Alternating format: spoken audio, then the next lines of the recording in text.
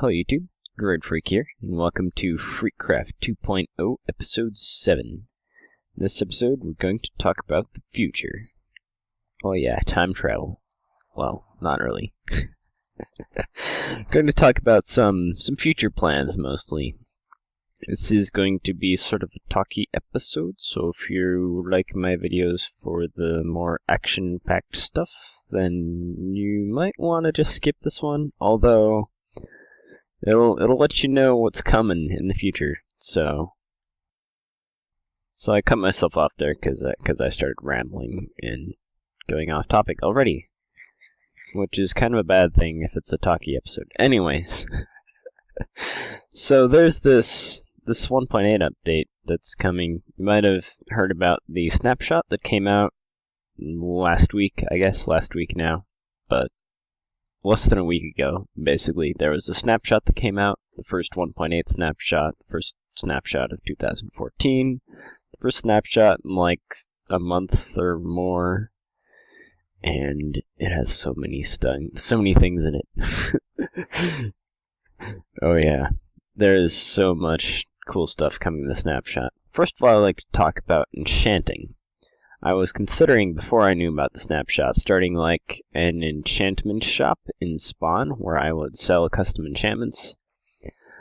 But new developments are changing that quite a bit, because in 1.8, enchanting is changing drastically.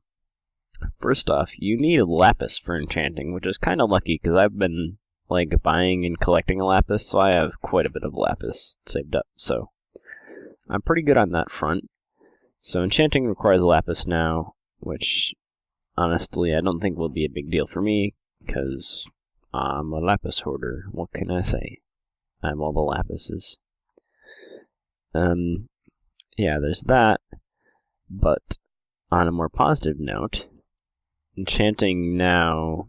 By the way, a little side note on the lapis thing. I completely predicted that was going to happen. Like, when I heard about... Who tweeted it? Someone tweeted that they were changing the enchanting system. One of the Mojangsters tweeted that. And they were using gold ingots for it in the testing. And one of the people on my server, MaHi, kept on telling me that we should make a gold farm because we're going to need gold ingots for enchanting. And I'm like, you know what, it's probably going to change to something like lapis so that you can't farm. Because the reason why they're doing this is to nerf XP farming. That's why the lapis is being added. So that you have to actually go mining to get your enchantment. You can't just do it from automatic farms. So I knew that it wouldn't be anything automatically farmable like gold, because you can make gold farms, but you can't make lapis farms. So it would be something that requires active farming, is what I mean. So, yeah, that's basically what that's all about. Anyways, on a more positive note, the enchanting cost system has been rebalanced, and you now get previews of what you're enchanting. I feel like that's going to make enchanting much, much easier, except for the lapis cost, but it's going to make it so that you can enchant more, because enchanting is cheaper, and it's going to make... Well, one thing it's going to do is it's going to make unrepairable items repairable. Like this helmet here, I've had for a while, and it only has 10 durability. This helmet is completely unrepairable under the current system. But when 1.8 rolls around, I'll probably be able to repair that thing for only a few levels, and it'll be sweet. So, yeah, that's a very nice change that they're rebalancing the cost. I really like the fact that repairing is becoming cheaper. I think that repairing should have been cheaper in the first place. And I really hate the 39 level cap. That's just dumb. If I want to repair something for like 60 levels, I want to be able to do it. And the whole idea of you only losing some of your levels when you enchant is pretty genius, because it means that you'll want to stay alive for longer to keep your levels, because those 27 levels that you don't use up, you get to keep as long as you stay alive. You never need to use them up in enchanting. So that gives you incentive to stay alive for longer. if you're not using XP farms. So I think that makes it much more survival friendly in terms of the casual players who don't build automatic farms like I do. And it makes it nice for me too. So enchanting changes, big ups there. A big fan of that. And I think that I will be opening that enchantment shop, probably with lower prices than I was originally planning, because enchanting is becoming easier and better. So that's good news. In other news, doors now stack. And there are other improvements to villagers. I say other improvements because for villager manipulation things, you need wooden doors. For instance, the iron foundry, which is at the spawn point, I will hit. So, the iron foundry, which is at spawn, has been broken for a while because I haven't replaced the doors ever since one of the villagers died and the whole thing broke. So I need to basically break and replace all the doors, but constructing iron farms like the iron foundry will be much, much easier now that doors will stack in 1.8. So I was actually, if I hadn't learned of that, I probably would have been repairing the iron foundry pretty soon, because a new guy joined the server in the new tryout system called AP, and he's a fan of Tango Techs as well as I am. So he helped me build an iron foundry on the tryout server, and he would help me repair this. But I think we're going to do that after 1.8 comes out, because doors being stackable will make doing that whole process much, much easier. Like, I can't even imagine how much easier it is. Because currently you have to switch between doors in your hotbar every time you want to place a door, and you have to, like, shift double-click a bunch of doors back into your hotbar every time you use them up. And it's just a pain to place and replace doors. But now you don't have to deal with that anymore because the doors stack, and you can have a stack of 64 doors sitting in one slot in your hotbar, and it ain't even a thing. So it's going to be much easier. And doors are now cheaper. They only cost 2 planks instead of 6 as they previously did. So that will make constructing them for the first time easier as well, if you're just constructing it now. For my purposes, I'm just reconstructing it so the doors are already there. I just need to replace them. But cheaper doors and stackable doors are a great feature. But in addition to the doors, there are also many villager changes in terms of trading. And believe it or not, I was actually planning on doing villager trading before this update came, and now I'm even more planning on villager trading. Well, you may have figured out by now that I've been watching Tango Tech's videos, and in his LP he used villager trading in this villager trading hall. Now, I'm gonna let you on a secret. I actually designed my own villager trading hall, which is more compact than his. It's more compact than any design out there that I've seen, including Suzuma's design, which is 2 block apart tileable. Mine is 1 part diagonally tileable. So it's much more compact than any design that's out there. Like Suzuma's design, every villager is that far apart, and mine, they are like that far apart. So it's pretty sweet. But in any case, I'm gonna make a tutorial on that very soon, don't worry. And I'm going to build it on FreakCraft. But, oh, there goes the melon farm. As I was saying before I got distracted by that melon farm, yes, I designed my own villager trading hall, and I was planning to build it on FreakCraft in my new base, even before the update came. Now that the update came, there have been some changes to villager trading. First of all, the whole perfect villager system has been changed so that you no longer have to always use the last trade to unlock the other trades. You can use any trade to unlock the other trades in villagers. So that will make villager trading much more forgiving for the average user, and for the hardcore user that wants to use trading for lots of things, because you no longer have to get perfect villagers to be able to trade with them. You no longer have to use the last trade. You can use any trade you want to unlock other trades and to do various things. And you can unlock trades much more easily now. I love the new system, the way that they did that. That being said, there have also been some changes to the trades available. Well played. Whoever did that. As I was saying, there were changes to the trades available. Some of them are good, in my opinion. Some of them are not good.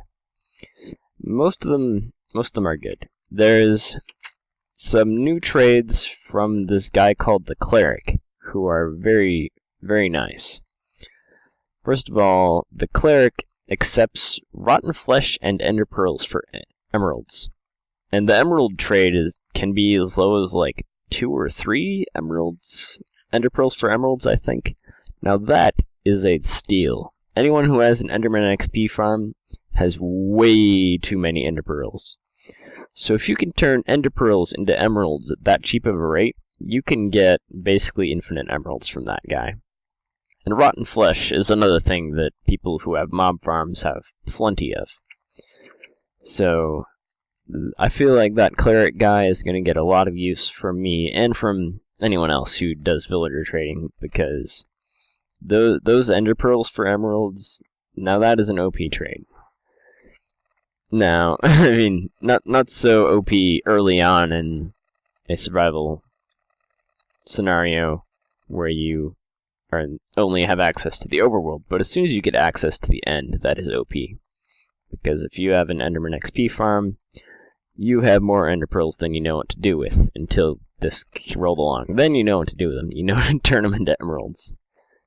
Oh right, I broke this portal. I'm like, why is this portal broken? It's because I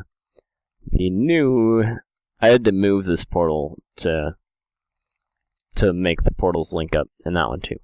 That portal is actually the big portals down there now. And chunks aren't loading. On a side note, the whole Nether Hub thing, I have not finished all the walkways yet. I finished the Nether Fortress walkway and my walkway, and that's about it. I still have to do the spawn walkway and the end walkway, so I still have work to do on that. Probably not going to do that in this episode, especially if I'm going to be talking for about the whole thing, as it seems to be at this point, at this stage. But yes, indeed. Okay, so the bad changes to trading that I mentioned earlier. You can no longer get diamond helmets, legs, boots, or shovels from villagers. So you can't get all of your diamond gear from villagers anymore in the new system, because they only sell like diamond chest plates and pickaxes, and that's like it. Most of your diamond gear is no longer available. Well, there's swords and axes too, I'm pretty sure. But there is no... You can't get most of diamond armor, and you can't get diamond shovels. Or diamond hose, but I don't know if you could get diamond hose before anyways. Maybe. But the point is that you can no longer get a lot of diamond gear. So my answer to that is that I'm going to accelerate my villager trading plans, and before 1.8 comes out, I'm going to get myself a perfect blacksmith. Because a perfect blacksmith, one villager, can give you any kind of diamond gear, including the kinds that you can't get in 1.8. So if I get myself a perfect blacksmith before 1.8 comes out, then I can use that guy to do all my diamond gear trades. So I can still get diamond gear even though none of the 1.8 villagers give you all the types of diamond gear. So that will make my life much easier. And that, my friends, is why I'm accelerating my plans for building my new base. That's right, this is the portal for my new base, where you see this awesome rain. This awesome Savanna M biome. I showed you this in an earlier episode. This is where I want to build my eventual base, my new base, my final base. Well, I wouldn't say final, might not be, but I don't think I've ever noticed the nether portal particles before. It's kind of cool. Anyways, as I was saying, this is where I want to build my base, so that is well, I'm accelerating my plans to build that, as I was saying, because I want to build the villager trading hall in this new base, and I want to have a perfect blacksmith before 1.8 comes out. So I have to work on this base before I can build a villager trading hall before 1.8 comes out. So that's why I'm actually going to start on building this base right now. I've already set up this platform, and I just realized that there is lava there. Fire tick is off, so I probably won't have to worry about, well, I won't have to worry about this bridge burning down, but it may catch on fire, so I'll have to watch out for that. But this bridge will probably be temporary. What I'm basically going to be doing right here is just bridging from the nether portal platform directly through the mountain, because that is where I want my grand entrance to be. And this is not the final form that my grand entrance will take. I'll probably use some of the new 1.8 blocks, which is the next topic that I wish to cover. And yeah, it'll probably use some of the new blocks, so I'll probably end up tearing out this dark oak platform and replacing it later. This whole cobblestone thing right there, by the way, that is all natural. This lava flowed down on top of that water and created that cobblestone there. That is entirely natural, which is pretty sweet. That's why I'm deciding to put my entry walkway straight through it. And yes, onto the topic of new blocks. While I'm clicking away on this walkway here, the first new block that most people have been mentioning is the slime block. Frankly, I'm a little less excited about it than most people, because most people are excited about it for its bouncy aspect. And I've played around with the bouncy aspect of it, and honestly, it's not that useful. I mean, it doesn't allow you to gain height in any way when you bounce on slime blocks, because when you jump on a slime block, you still only jump as high as a regular jump height. When you bounce on the slime blocks, you only jump as high as a regular jump height. So it doesn't enable you to gain any height when you start jumping, and you bounce, you lose quite a bit of height, so they're not very useful for the bouncing aspect. Now, if they were to implement something a little more like the Portal 2 bounce gel, where it allows you to jump much higher and to save a lot of your momentum, then I would be much more interested, but in its current state, I don't think the bounciness of slime blocks is very useful. That said, I still like slime blocks for other reasons. First of all, they are green, and as some of you probably figured out, probably most of you figured out, green is my favorite color, so I'm a big fan of any sort of green block I can get. And they look pretty good too. They're clear green. I like that. And in addition to that, they prevent fall damage, which is a very nice thing to have in a block. So basically you can prevent all fall damage by just falling on top of slime blocks, while you won't end up bouncing a huge percentage of the height that you fell from. You will still not take any fall damage, so you can fall from humongous heights and not take fall damage by landing on slime blocks. That being said, water does the same thing, and there are multiple tricks to avoid fall damage, but I feel like slime blocks will be a nice addition to the arsenal of anti-fall damage devices. And, oh yeah, on the topic of slime blocks, I would also like to build a slime farm soon to, like, get slime balls to build slime blocks. So that would be another future project that the 1.8 update is prompting. I hear a bunch of fire from the other side. Actually, I didn't think about this. This tunnel might not be coming out where I think it would. Let me quick figure that out. Turns out I was like 15 blocks too low for the ground level on the other side, so I'm gonna have to shift this pathway upwards. And one thing I realized I forgot about the villager trading thing, that what are they called again? The one villager that I was talking about. I forgot what the villager was called. The one that trades ender pearl, the cleric, that's right. The one that trades ender pearls for emeralds. That guy also has a new trade where you can trade emeralds for lapis. So that's going to be useful for enchanting. If you can get yourself a good villager trading system, then you can get yourself lapis for enchanting from villager trading. And I'm pretty sure that was not a trade that existed before. So that's a very useful thing to have.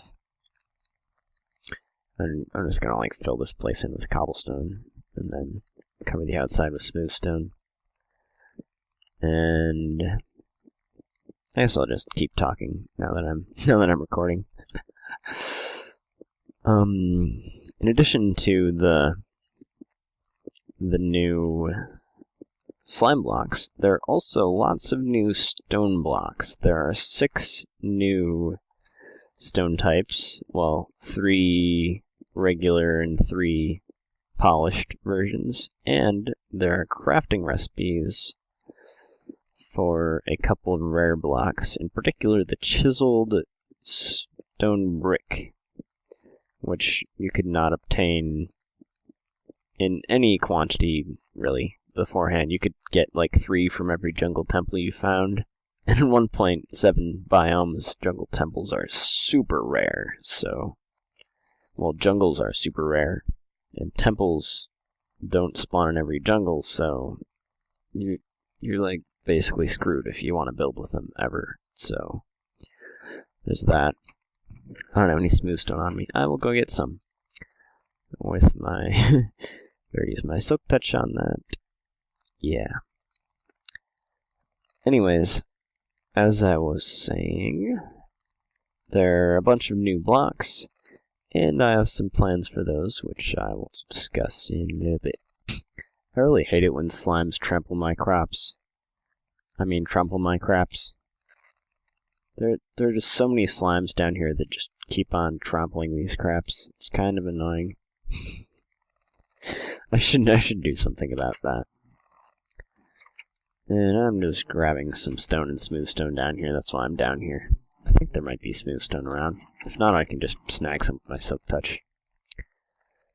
Yeah, this is my underground area. Not much progress has been made here since last time I filmed down here. I've cleared out 4 beacons worth of area. I don't know if I showed all that on camera, but this is where I've been getting most of my resources and such. And I've been getting emails as well, apparently. That's fun. Who's emailing me at midnight? It's literally midnight right now, where I'm at. I don't even understand. And this is my current beacon. And it doesn't look like I have any smooth stone down here, so I'll just instant mine some up. And I will proceed with the work. Turns out I don't even need smooth stone because this is a sand and sandstone area that I dug through, which I forgot, but In any case, it doesn't matter. What was that? Oh yeah, I was talking about the new blocks, the new stone blocks. So those have given me a few ideas for building that I would like to use. No, I can't put sandstone on top of sand. Silly me. Yeah, I'll just have to fill this in with sand.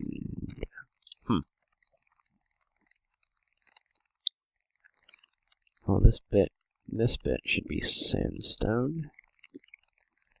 And then I can fill sand up here. Like 3 blocks on each of those. And can I put sand on top of dirt? Does that look okay? I'm not sure if that was sand originally. I think that looks okay though, even if it wasn't.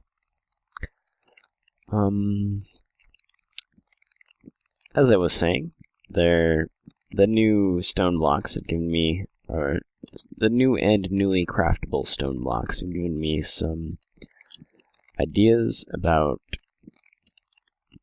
building styles.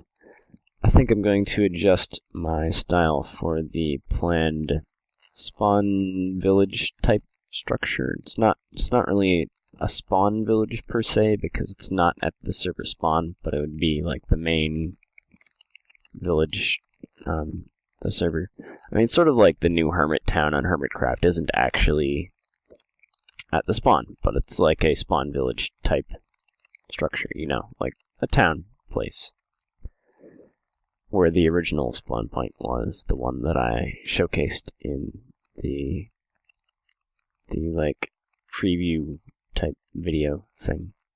Anyways, the point is I think I'm going to use some of the new blocks there, in particular the chiseled stone bricks, because I mean, those are nice aesthetic blocks that you couldn't really get for building before, but now you can. Dancing with lava here. That made it good. And probably some of the new stone types too, in addition to the chiseled stone bricks, are going to be used on the spawn village, but I still want to make that mostly gray stone. I might use some of the new gray stone types. I forgot what they all are called. But, you know, the gray colored ones. There's like gray, red, and white, basically, are the 3 new colors.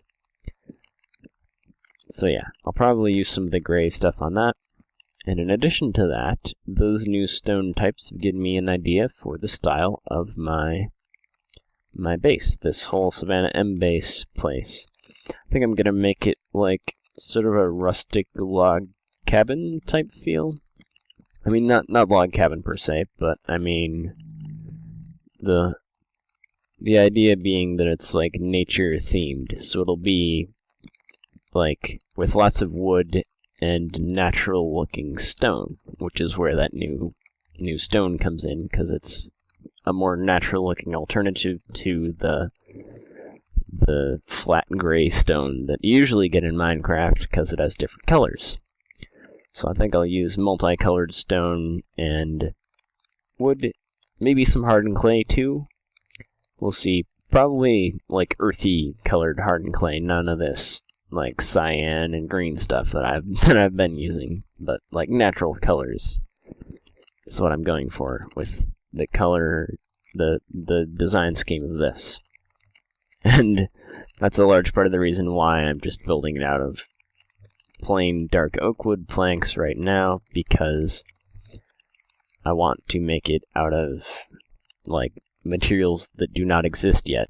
I want to heavily use the new stone types, which will require me to get a lot of, to get a lot of stone from new chunks, which will be difficult, or to get a lot of nether quartz, which I think is what I'm going to do. I've already started gathering a lot of nether quartz.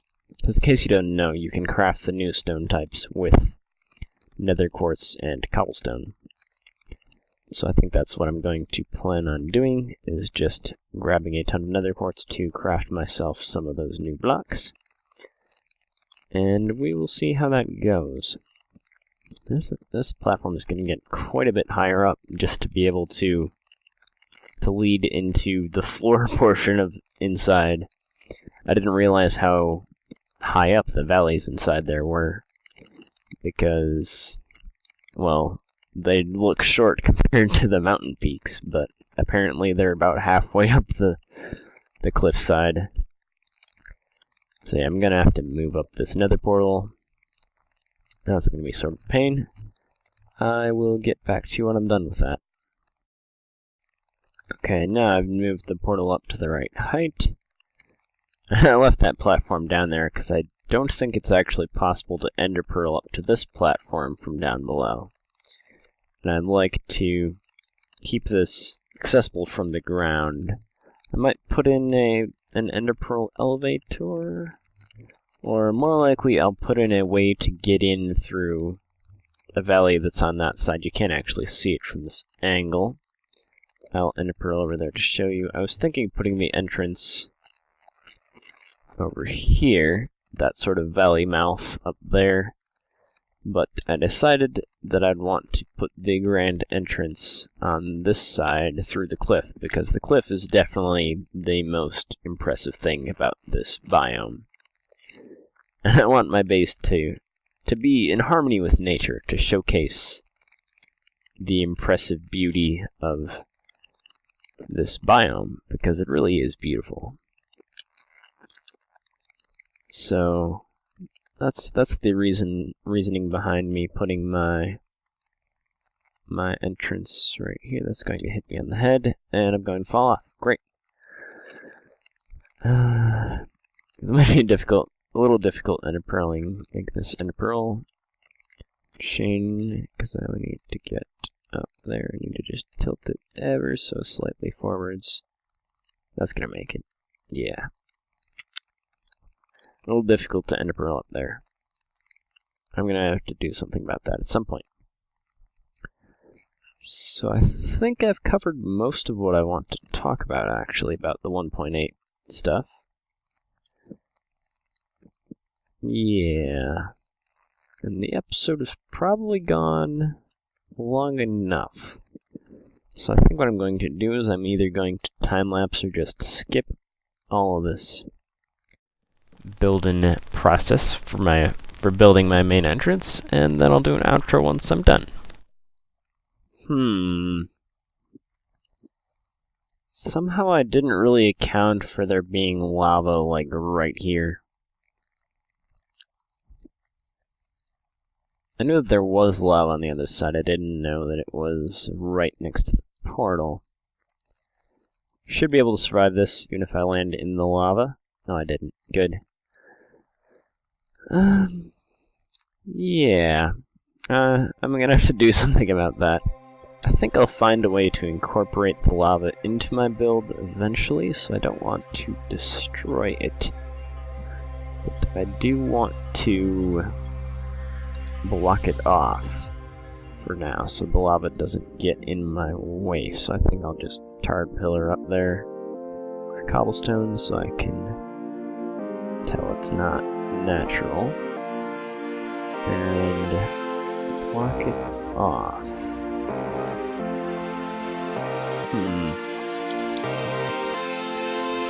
Just pillar right here.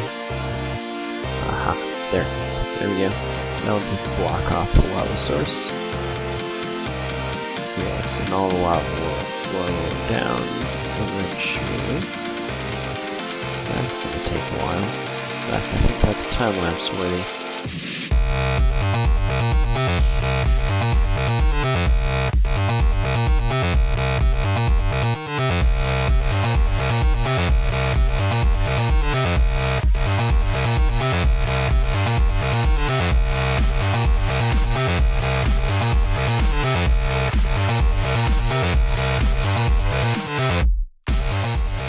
Okay, looks like all the lava is gone. So, I'll tear down this cobblestone. And my grand entrance should be, well, as complete as it's going to get right now. Not really complete, but yeah. Oh, I have to punch out all this fire. Apparently lava can still set things on fire when fire tick off. It just won't actually burn them down, so it just leaves the fire all over the place. Which is kind of a pain. But I can deal with that. Oh, I'm on fire, apparently. That fire jump boost. If you take damage when you jump, by the way, you get a jump boost because of the knockback that the damage does to you. So even if it's like fire damage or poison damage or fall damage, you still get a jump boost from it, as if you're being knocked back by the damage. It's kind of an interesting fact. I don't think many people know that. So, in any case, this tree has to go. Sorry, little oak tree. You are blocking my grand entrance. So, yep, there's this derpy entrance here. But this is the groundbreaking ceremony for my new base. This is the entryway. Let's take a quick look around so I can show you a little bit of a tour before I've started working the place. It's a pretty nice place there. You got this humongous cliff off on the left there. You got this little valley right here. This is actually like a diagonal valley right here, so that might make a good candidate for the trading hall, which will probably be like next episode or something. That has to happen pretty soon. It has to happen before 1.8, so that might be next episode, the trading hall. Maybe I'll make a storage room first. It's always nice to have storage, and I think I want to move my items out of hidden storage and into a less hidden medium here. Don't worry, I will still prosecute people for stealing my stuff. In fact, I might start kicking people if my stuff keeps getting stolen. I am serious this time. Do not take my stuff, or you will get kicked off the server. No buts. Anyways. All that aside, this is my new base, and I hope you enjoyed the little chat that we had about the things that are coming up in 1.8 and what I plan on doing about it. So, thank you for watching, guys, and I will see you guys in the next video. Bye.